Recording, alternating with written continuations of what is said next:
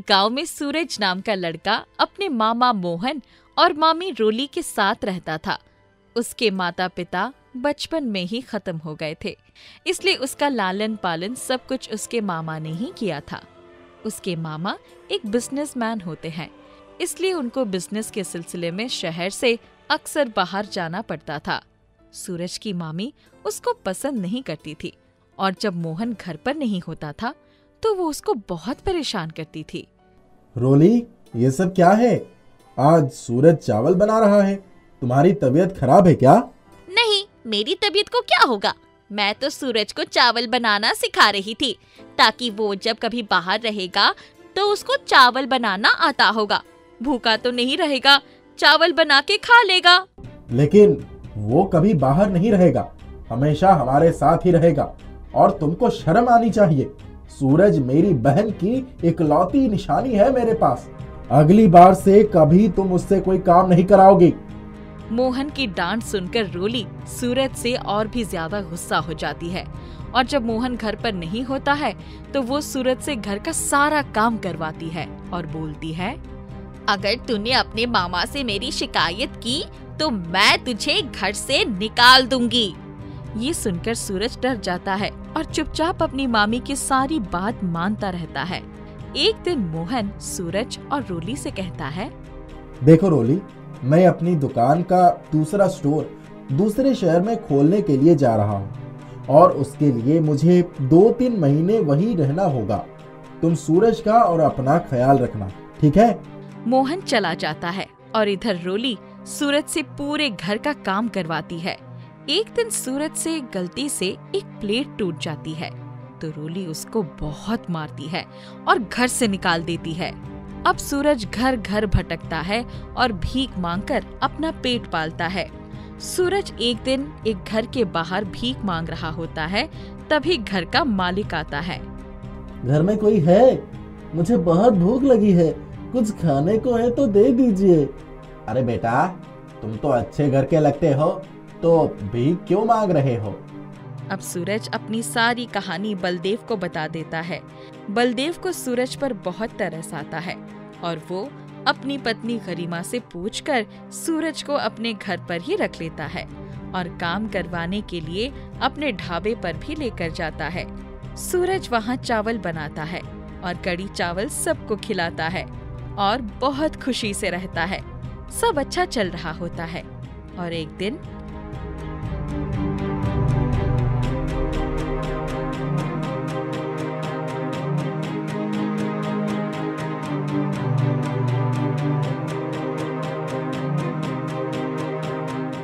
माँ, ये मेरे कमरे में किसका सामान पड़ा है? आपने क्या मेरा कमरा किराए पर उठा दिया क्या? नहीं बेटा, यहाँ सूरज रहता है, ये उसका ही सामान है। वो अभी तेरे पापा के साथ ढाबे पर गया है, शाम तक आ जाएगा। सुमित एक मॉडर्न लड़का होता है और ऐसे ही किसी पर भरोसा नहीं करता है। वो अब शाम का इंतजार करता है और जैसे ही सूरज उसके पापा घर आते हैं, वो सूरज को सुनाने लगता है, कौन है तू और मेरे घर में ऐसे कैसे कब्जा कर लिया तूने? तूने क्या सोचा? इन लोगों का कोई नहीं है, मैं हूँ इनका लड़का और मैं तुझे यहाँ नहीं रहने दूंगा। मैं तुम जैसे लोगों को अच्छे से जानता हूँ, समझे? तुम्हारा यही काम होता है, भोले भाले लोगों के घरों में घुस जाना और फिर बाद में डकैती डालना। निकल जा घर से। बलदेव सुमित को शांत करने की बहुत कोशिश करता है, लेकिन सुमित उनकी बात नहीं सुनता और सूरज को घर से जाने के लिए बोलता है। अब सूरज बहुत दुखी हो जाता है और सुमित के घर से चला जाता है। सूरज सोचता है कि अब वो क्या करेगा, लेकिन उसको अब कड़ी चावल बनाना आ गया होता है, इसलिए वो अपनी छोटी सी दुकान खोलता है और उसमें कड़ी चावल बनाकर बेचने का काम करने लगता है। सूरज बलदेव की दुकान के सामने ही अपना दुकान खोल लेता है और ये देखकर सुमित को उस पर बहुत गुस्सा आता है। पापा, देखा आपने, ये सूरज का बच्चा हमारे सामने ही दुकान लगा ली है और अब हमारे ग्राहक काट रहा है। कोई बात नहीं बेटा, अनाथ बच्चा है, अपना पेट पाल रहा है, करने दो उसे जो करना है। आज रात में मैं इसको बताऊंगा धंधा कैसे छीना जाता है। सुमित अब रात के अंधेरे में सूरज की दुकान तोड़ देता है और सुबह जब सूरज अपनी दुकान देखता है तो वो बहुत दुखी हो जाता है। लेकिन तभी उसकी दुकान पर एक बूढ़ा भिखारी आता है और उससे कुछ खाने को मांगता है। सूरज उस भिखारी को रात का बचा हुआ कड़ी चावल दे देता है, जिसको खाकर भिखारी बहुत खुश हो जाता है और उसको एक वरदान देता है। बेटा, मैं तेरी इस निस्वार्थ सेवा भाव से अति प्रसन्न हूँ और तुझे ये जादुई पात्र देता हूँ। इस जादुई पात्र में कड़ी चावल कभी खत्म नहीं होंगी और हमेशा ताजे और स्वादिष्ट बने रहेंगे। तुम इनको खाकर अपनी भूख मिटा सकते हो और इनको बेचकर नया व्यवसाय भी कर सकते हो। अब सूरज जैसा उस बूढ़े भिखारी ने कहा होता है वैसे ही करता है और एक नया कड़ी चावल का ढाबा खोलता है। उस ढाबे का खाना लोगों को बहुत पसंद आता है क्योंकि वो उस जादुई पात्र से निकला होता है और बहुत स्वादिष्ट होता है और उस कड़ी चावल से सुगंधित खुशबू आती है। अब सूरज उस इलाके का मशहूर कड़ी चावल बेचने वाला बन जाता है और इसकी खबर रोली को लगती है और उसके मन में लालच आ जाता है।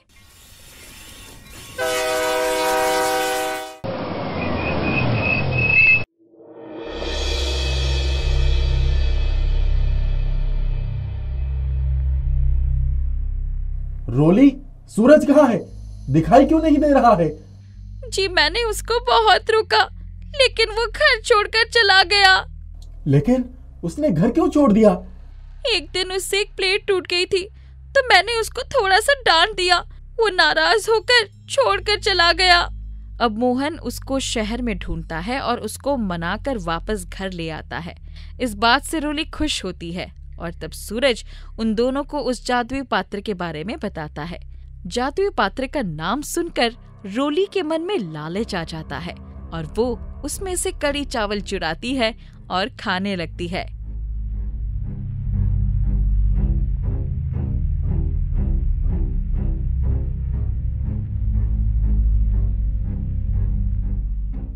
सूरज बेटा, मुझसे बहुत बड़ी गलती हो गई। मैंने इस पात्र में से कड़ी चावल खाए और उससे मेरा मुंह पूरा जल गया है और इसमें से बदबू भी आ रही है। मामा जी, ये कोई साधारण पात्र नहीं, ये एक जादुई पात्र है और ये इंसान की नीयत पहचान लेता है, इसीलिए आपके साथ ऐसा हो गया। अब आप इस पात्र से माफी मांगिए, तभी आपका मुंह ठीक हो सकता है।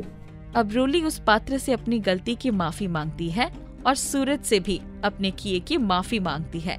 सूरज उसको माफ कर देता है और अब वो एक साथ मिलकर रहने लगते हैं। सूरज अब एक कड़ी चावल हाउस बनवाता है जो कि बाहर से ऐसा लगता है जैसे एक प्लेट में कड़ी चावल रखे हो और लोगों को उसका ये हाउस बहुत पसंद आता है और उसकी दुकानदारी बहुत बढ़ जाती है। राजू और मोनू दो भाई थे। दोनों भीमपुर नाम के एक छोटे से गांव में रहते थे। राज और मोनू दोनों अलग अलग रहा करते थे और दोनों की ही शादी हो चुकी थी। राज स्वभाव से बहुत दयालु और ईमानदार था, जबकि उसका छोटा भाई उससे बिल्कुल उल्टा था। राज के घर में उसकी पत्नी महिमा और उसकी बेटी सोनम साथ रहते थे। एक दिन अचानक राज को बहुत तेज बुखार हो गया। महिमा, किसी अच्छे डॉक्टर के यहाँ चलते हैं। ना जाने ये अचानक बुखार कैसे हो गया, कुछ समझ में नहीं आ रहा है। हाँ जी, आपको तो वाकई बहुत तेज बुखार है। आप आराम करिए, कहीं जाने की जरूरत नहीं है। मैं डॉक्टर को घर ही बुला कर ले आती हूँ और साथ में आपके छोटे भाई को भी बता दूंगी। नहीं नहीं महिमा, भाई को बताने की कोई जरूरत नहीं है। मैं जल्द ही ठीक हो जाऊंगा, बस तुम डॉक्टर को घर लेती आओ। राज, तुम्हें कब से कमजोरी, थकान और बुखार महसूस हो रहा है? और क्या इसके अलावा भी तुम्हें कुछ महसूस हुआ? डॉक्टर साहब, आज ही अचानक से सुबह सुबह थकान सी महसूस हुई और फिर ना जाने कैसे बुखार हो गया। मेरे शरीर में इतना दर्द हो रहा है कि मैं उठ के खड़ा भी नहीं हो पा रहा हूँ और जैसे तैसे करके बैठने की भी हिम्मत करनी पड़ रही है। मानो जैसे शरीर में जान ही नहीं है। ठीक है, मैं कुछ दवाई और जांच लिख रहा हूँ। आप ये सब करवा के और 1 हफ्ते के ही बाद दवाई खाकर मुझे बताइएगा। देखते देखते 1 हफ्ते से 1 महीना और 1 महीने से 6 महीना गुजर जाता है, परंतु राज की तबीयत में कोई सुधार नहीं आता। धीरे धीरे राज के सारे पैसे भी उसके इलाज में खत्म होने लगते हैं। महिमा राज की तबीयत को लेकर बहुत परेशान हो जाती है और घर में कोई कमाई का साधन भी नहीं होता। जो पैसे राज ने जोड़ कर रखे थे, सारा गुजारा उन्हीं पैसे से हो रहा था। इसलिए महिमा राज से कहती है, सुनिए, अब सारे पैसे भी खत्म होने वाले हैं और घर में कमाने वाला और कोई नहीं है। हमारी एक लड़की भी है, अभी हमें उसकी भी शादी करनी है। मैं सोच रही हूँ कि मैं कुछ काम करना शुरू करूँ और आप इन गांव वालों को भी पैसे देना अब बंद कर दीजिए। महिमा, आज हम सब की मदद करोगे तो आगे चलकर ये सब भी हमारे मदद करेंगे। और अभी परेशान मत हो, हमारी सोनम की शादी भी धूमधाम से ही होगी। समय गुजरता है। अब राज के पास बिल्कुल पैसे नहीं बचे थे। जैसे तैसे अब राज के परिवार का गुजारा चल रहा था। देखते देखते राज की बेटी सोनम की शादी का भी वक्त करीब आ जाता है। राज अपने छोटे भाई से अपनी बेटी की शादी के लिए पैसे मांगता है और उसका छोटा भाई पैसे देने के लिए तैयार भी हो जाता है। पर जिस दिन सोनम की शादी होती है, उस दिन राज का भाई मोनू उसे पैसे देने से इनकार कर देता है और सोनम की शादी टूट जाती है। राज का परिवार बिखर जाता है और सब बहुत रोते हैं और उदास हो जाते हैं। राज अपनी बेटी से कहता है, सोनम, मेरी बेटी, तुम दिल छोटा मत करो। मेरे पास मेरी एक कटहल के पेड़ की खेती भी है। मैं उस जमीन को बेचकर उससे जो भी पैसे मिलेंगे, मैं उन पैसों से तुम्हारी शादी कराऊंगा। तुम खुश रहो मेरी बेटी। नहीं पापा, वो जमीन आप नहीं बेचेंगे। पापा, क्यों ना हम ऐसा करें, उस उम्मीद पर जो भी कटहल के पेड़ हैं, वहाँ से कटहल तोड़कर लाएं और उन्हें बेचकर पैसे कमाएं। हमें थोड़ी मेहनत करनी होगी पापा, पर वो जमीन हम नहीं बेच सकते। जितनी भी पैसे कटहल बेचकर हम जोड़ेंगे, उन पैसों से आप मेरी शादी कर देना। राज अपनी बेटी की बात मानकर कटहल के पेड़ की जमीन पर जाता है और कटहल के पेड़ पर जितने भी कटहल लगे होते हैं, उन्हें तोड़कर जमीन पर रखता है। पर राज जैसे ही पेड़ की तरफ देखता है, उन पर फिर से कटहल आ जाते हैं। राज 2-3 बार कटहल तोड़कर जमीन पर रखता है और वो मुड़कर जैसे ही पेड़ पर देखता है, वहाँ वापस से कटहल टंगे हुए रहते हैं। राज को ये बात समझ नहीं आ रही थी कि आखिर हर बार कटहल पेड़ पर वापस कैसे आ जा रहे हैं। राज थक हार कर जितने भी कटहल तोड़े होते हैं, वो उन्हें घर लेकर चला जाता है। सोनम एक कटहल को काट कर देखती है तो उसमें से पैसे निकलते हैं। वो अपने पिता से कहती है, पापा, पापा, देखिए, इस कटहल में तो पैसे निकले हैं। ऐसा कैसे हो सकता है? बेटा, कोई दूसरा कटहल काट कर देखो, क्या पता उसमें पैसे ना निकले। ये सब देखकर राज का परिवार बहुत खुश हो जाता है, पर ये बात राज का परिवार किसी को नहीं बताता। अब हर महीने राज को जितने पैसों की जरूरत होती, वो उतने ही कटहल तोड़कर घर लाता और उनसे पैसे निकालकर अपना काम कर लिया करता। क्या हुआ? आप सब इतने परेशान क्यों हो? भैया, रामू के घर उसकी बेटी के लिए रिश्ता आया था, पर उसके पास अपनी लड़की की शादी करवाने तक के लिए पैसे ही नहीं थे। इसीलिए उस लड़की का रिश्ता घर से वापस लौट गया। आप ही हमारी आखिरी उम्मीद हैं। हम लोग छोटे भैया के पास भी गए थे, पर उन्होंने बोला अभी वो कुछ भी मदद नहीं कर सकते हैं। अरे, अपने रामू की लड़की मतलब मेरी लड़की, ऐसे कैसे रिश्ता वापस चला जाएगा? तुम लोग परेशान मत हो, मैं शादी कराऊंगा उसकी। तुम सब अपने घर जाओ और आराम से खाओ पियो, खुश रहो, ठीक है? राजू रामू की लड़की की शादी के लिए उसे पैसे देता है और उसकी लड़की की शादी भी धूमधाम से होती है। राज की तबीयत कुछ ठीक नहीं थी। राज दवाइयाँ तो खाता था, पर उससे कुछ भी ठीक नहीं हो पा रहा था। एक दिन महिमा जादुई कटहल की सब्जी बनाती है, जिसे खाकर राज बिल्कुल ठीक हो जाता है।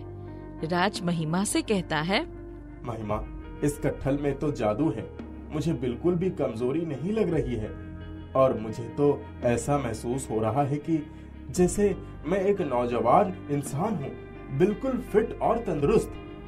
मुझे तो पता था ये कोई मामूली कटहल नहीं है, ये एक जादुई कटहल के पैसे का पेड़ है। आपको पता है, एक बार रसोई में काम करते वक्त मेरा हाथ जल गया था और मैंने इस कटहल को जैसे ही अपने हाथ में उठाया, मेरा जला हुआ हाथ भी ठीक हो गया। माँ और पापा, मुझे आप दोनों को एक बात बतानी है। मैंने कटहल काटा था और उसमें से पैसे निकलना भूल गई थी और उसे मैंने ढक कर रख दिया था, और जब आज सुबह मैंने उस कटहल को देखा तो वो पैसे 2 गुना हो गए थे। राज और उसके परिवार को ये बात समझ आ गई थी कि वो जादुई कटहल के पैसे का पेड़ है और अब उन्हें किसी चीज की कमी नहीं थी। कटहल पैसे तो देता था, साथ ही साथ छोटी मोटी बीमारियों को भी दूर कर देता था। राज फिर से गांव के लोगों की मदद करने लगता है और अब तो वो लोगों को कटहल खिलाकर उनकी बीमारियां भी दूर कर देता था। ये सब बात जब राज के छोटे भाई मोनू और उसकी पत्नी रानी को पता चलती है तो वो सच में पड़ जाता है कि कटहल की खेती से इतने पैसे कभी नहीं आ सकते। तो आखिर राज के पास ये पैसे कहाँ से आ रहे हैं? सुनिए, मैं तो कहती हूँ आप भाई साहब के खेत जाकर वहाँ से सारे कटहल तोड़ लीजिए, फिर देखते हैं ये लोग क्या करेंगे। सही कह रही हो रानी, मैं आज ही जाकर ये काम करता हूँ और मैं सारे पेड़ में भी आग लगा दूंगा। सोनू अपने भाई के कटहल के पेड़ की जमीन पर पहुंच जाता है और वहां से कटहल तोड़ने लगता है। सोनू जैसे ही 10 से 20 कटहल तोड़कर जमीन पर रखता, वैसे ही वो सारे कटहल पेड़ पर जाकर वापस लटक जाते। सोनू ये कम से कम 10 बार करता है, पर जितनी बार वो कटहल तोड़कर जमीन पर रखता, उतनी बार वो वापस पेड़ पर जाकर लग जाते। सोनू परेशान होकर अपने आप से बोला, आज तो इसका किस्सा ही खत्म कर देता हूँ। बहुत हो गया मजाक, अब तो इन पेड़ों को ही काट दूंगा। ना रहेगा बांस, ना बजेगी बांसुरी। सोनू जैसे ही पेड़ पर कुल्हाड़ी मारता है, वो कुल्हाड़ी के साथ साथ खुद भी पेड़ पर चिपक जाता है और पेड़ के सारे कटहल उसके सर पर गिरने लगते हैं और दूसरे पेड़ के कटहल भी उसकी तरफ उड़ते हुए आते हैं और उसके ऊपर बरसने लगते हैं। सोनू डर से अपने जान की भीख मांगने लगता है और जोर जोर से बचाओ बचाओ चिल्लाने लगता है। राज उसी वक्त वहां पहुंच जाता है और अपने कटहल के पेड़ों से अपने भाई को माफ करने के लिए कहता है। कटहल के पेड़ राज की बात मानकर उसे छोड़ देते हैं। सोनू राज से कहता है, बड़े भैया मुझे माफ कर दीजिए, मुझसे बहुत बड़ी गलती हो गई। मैं अब सब समझ गया हूँ और मैं कभी ऐसी गलती नहीं करूँगा। राज अपने छोटे भाई को माफ कर देता है और उसकी चोट पर कटहल को काटकर लगाता, जिससे उसके भाई की चोट कुछ ही पल में बिल्कुल ठीक हो जाती है। राज अपनी बेटी की शादी भी धूमधाम से करवाता है और अब राज और उसका परिवार गांव के लोगों की सेवा भी करते और साथ ही खुशी खुशी रहते हैं। एक गांव में राधे नाम का एक आदमी रहता था। राधे सब्जी बेचने का काम करता था। राधे के घर में उसकी पत्नी और उसके 2 बच्चे रहते थे।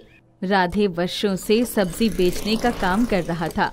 उसके पास खुद की जमीन नहीं थी जिस पर वो खेती करके सब्जी उगा सके, इसलिए अपने घर से 6 किलोमीटर की दूरी से वो हर रोज सब्जी लेकर आता था और गांव में बेचता था। राधे को खाना बनाने में थोड़ी दिलचस्पी थी। वो बहुत ही ज्यादा स्वादिष्ट खीर बनाया करता था। उसके खीर के सभी दीवाने थे। अजी, बच्चे जिद कर रहे हैं, कह रहे थे खीर खानी है। हाँ तो बनाकर खिला दो। नहीं, उन्हें आपके हाथों की ही खीर खाना है। अच्छा ठीक है, मैं ही बना दूंगा। वैसे खीर बनाना तो मुझे मेरी दादी ने सिखाया था, वो मुझे याद है। हाँ, आप तो स्वादिष्ट खीर बनाते हैं।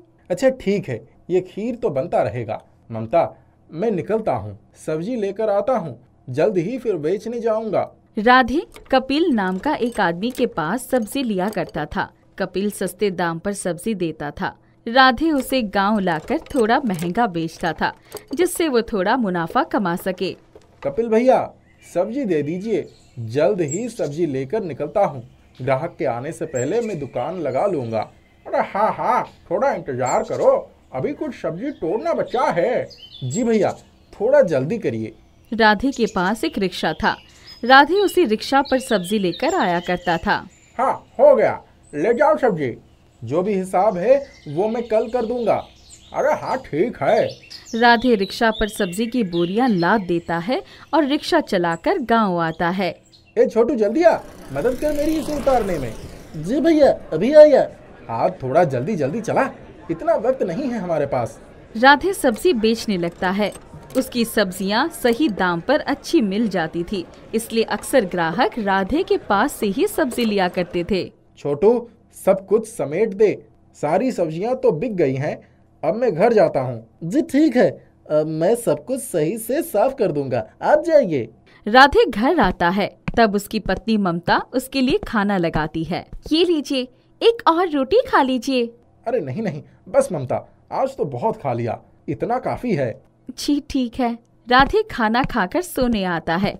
तभी ममता कहती है, बच्चों के लिए कुछ नए कपड़े खरीदने हैं, उनके कपड़े फट गए हैं और एक भी ढंग का कपड़ा नहीं बचा। हाँ ममता, ठीक है, बच्चों के लिए नए कपड़े खरीद दूंगा, अभी कुछ समय रुक जाओ। खर्च इतना है जिस वजह से पैसे ही नहीं बच रहे हैं। जैसे ही पैसे बचते हैं मैं बच्चों के लिए नए कपड़े खरीद दूंगा, साथ ही तुम्हारे लिए भी नए कपड़े खरीद दूंगा, ठीक है? हाँ हाँ, कोई बात नहीं। राधे पैसे बहुत सोच समझकर खर्च करता था और खुद के ऊपर कभी भी फिजूल खर्च नहीं करता था। गांव में गज्जू भाई आता है। गज्जू भाई बहुत ही ज्यादा खतरनाक था। उसके इर्द गिर्द उसने कई आदमियों को रखा हुआ था। सभी लोग गज्जू भाई से बहुत डरते थे। अरे अरे, रास्ता खाली कर दो, गज्जू भाई अपने आदमियों के साथ आ रहे हैं, हटो सभी सामने से।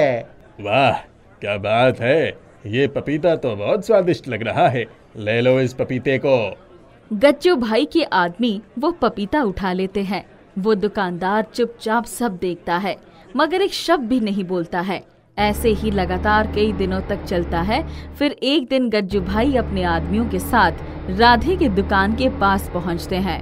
अरे, ये गोभी और टमाटर तो बहुत ही अच्छे दिख रहे हैं, उठा लो इसे। गज्जू भाई के आदमी गोभी और टमाटर उठाने लगते हैं। तभी राधे कहता है, हाँ, गोभी और टमाटर तो बहुत अच्छे हैं, मगर इसके पैसे तो दे दीजिए, फिर मैं सब्जी आपको दे दूंगा। कोड़ी भर के आदमी, तू मुझसे पैसे मांगता है? तू मुझे नहीं जानता है क्या? नहीं, मैं तो आपको पहली बार देख रहा हूँ, मैं नहीं जानता आपको। आप जो भी हो, पहले पैसे दे दीजिए, फिर सब्जी ले जाइए। अच्छा, तू मेरे सामने डेढ़ शाना बन रहा है, तुझे तो सही रास्ते पे लाना ही होगा। इतना कहकर गज्जू भाई अपने आदमियों के साथ चला जाता है। इसके बाद सभी लोग राधे को बताते हैं कि उसने गलत इंसान से पंगा ले लिया है, वो गुंडा है। अब मुझे क्या पता था कि वो गुंडा है, मैं तो बस अपने सब्जियों के पैसे मांग रहा था। खैर, जाने दो, जो भी होगा देखा जाएगा। राधे घर आकर सारी बातें ममता को बताता है। ये तो बिल्कुल भी अच्छा नहीं हुआ। हाँ, मगर रहने दो, क्या कर सकते हैं। अगले दिन राधे अपना दुकान लगाता है। तभी गज्जू भाई का 3-4 आदमी वहां आता है और राधे की सारी सब्जियां उठाकर फेंक देता है। ये क्या कर रहे हो, ऐसा मत करो। गज्जू भाई ने कहा है, आज के बाद यहाँ तुम्हारी दुकान नहीं लगनी चाहिए। मगर क्यों? ये हम नहीं जानते, मगर अब से तुमने यहाँ दुकान लगाया तो तुम्हारे घर जाकर तोड़ फोड़ मचा देंगे। राधे घर की बात सुनकर डर जाता है और वहां बैठना बंद कर देता है। अब राधे एक अलग जगह ढूंढ लेता है जहां वो बैठकर सब्जी बेच सके। छोटू, ये जगह सही रहेगा सब्जी बेचने के लिए। हाँ भैया, ये जगह सही है। राधे अगली सुबह सब्जी लाने कपिल के पास जाता है। राधे सारी बातें कपिल को बताता है। कोई बात नहीं भाई, मैं हमेशा तुम्हारा साथ दूंगा, चाहे वो लोग कुछ भी करें, मैं तुम्हें हमेशा सब्जी दूंगा। और तुम्हें तो सब्जी बेचने से मतलब है, चाहे कहीं भी बेचो। हाँ, ये बात तो है। राधे सब्जी लेकर जाता है और नई जगह बैठकर सब्जी बेचता है। चलो, इस नए जगह पर भी सब्जी बिक ही गई, अब घर जाते हैं। सब कुछ ठीक से चलने लगा था। तभी अचानक एक दिन कपिल राधे से कहता है, राधे, अब से मैं तुम्हें सब्जी नहीं दे सकता, मुझे माफ कर दो। क्यों, क्या हुआ? वो गज्जू भाई आया था, बोल रहा था अगर मैंने तुम्हें सब्जी दिया तो वो मुझे बहुत मारेगा और मेरे घर वालों को चोट भी पहुंचाएगा। मुझे माफ कर दो भाई। राधे दुखी हो जाता है और वहाँ से चला जाता है। गज्जू भाई ने सभी गांव वालों को कह दिया था कि कोई राधे की मदद ना करे। गांव का हर एक इंसान मुझसे दूर हो गया है। ये सब उस गज्जू की वजह से हुआ है, उसने ही ये सब किया है। राधे बहुत परेशान हो जाता है। अब मैं करूं तो क्या करूं, समझ में नहीं आ रहा है। इस तरह तो मैं अपना घर ही नहीं चला पाऊंगा। राधे सोचने लगता है कि वो क्या करे। हाँ, मुझे तो स्वादिष्ट खीर बनाने आता है। मैं खीर बेचकर पैसे कमा सकता हूँ, मगर इस गांव में तो कुछ भी नहीं हो पाएगा। राधे दूसरे गांव जाकर एक ठेला लगाता है और वहीं खीर बनाकर बेचने लगता है। खीर स्वादिष्ट होने की वजह से ग्राहक दिन प्रतिदिन बढ़ते ही जा रहे थे। रात के वक्त राधे वापस अपने गांव लौट आता था, मगर दिन भर वो पड़ोस के गांव में जाकर खीर बेचा करता था। एक दिन एक बूढ़ी असहाय महिला राधे के पास आती है। बेटा, मेरा इस दुनिया में कोई नहीं है, ना कोई खाना देने वाला है, ना कोई हाल पूछने वाला, थोड़ी मदद कर दो। हाँ हाँ, जरूर, आइए बैठिए, मैं आपको खीर खिलाता हूँ। राधे बूढ़ी महिला को खीर खिलाता है। बेटा, तुम बहुत अच्छे हो, अब मैं यही रहूंगी और काम में तुम्हारी मदद करूंगी। नहीं नहीं, आप इस उम्र में काम मत कीजिए, मैं कर लूँगा। नहीं बेटा, मुझे मत रोको, मैं काम करना चाहती हूँ। वो बूढ़ी महिला कई दिनों तक राधे के काम में मदद करती है, फिर एक दिन अचानक गायब हो जाती है। राधे उन्हें बहुत ढूंढता है, मगर वो कहीं नहीं मिलती है। मगर एक चिट्ठी मिलती है। चिट्ठी में लिखा था, एक कटोरे में खीर है। वो खीर आम खीर नहीं, बल्कि जादुई खीर है। वो खीर ना कभी खराब होगी, ना ही कभी खत्म होगी।